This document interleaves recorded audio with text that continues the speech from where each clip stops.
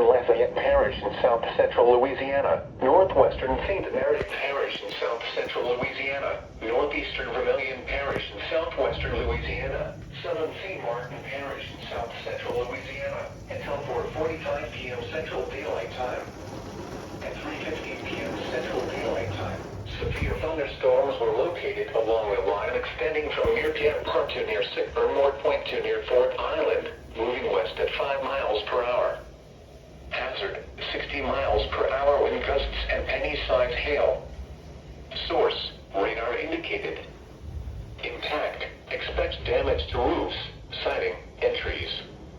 Locations impacted include Lafayette, New Iberia, Abbeville, Scott, Breaux Bridge, Franklin, St. Martinville, Girouette, Kaplan, Fort Island, Intercoastal City, Sickburnmore Point, Avery Island, Broussard, Youngsville, Baldwin, Eref, Delcombe, Montrese, and Lydia.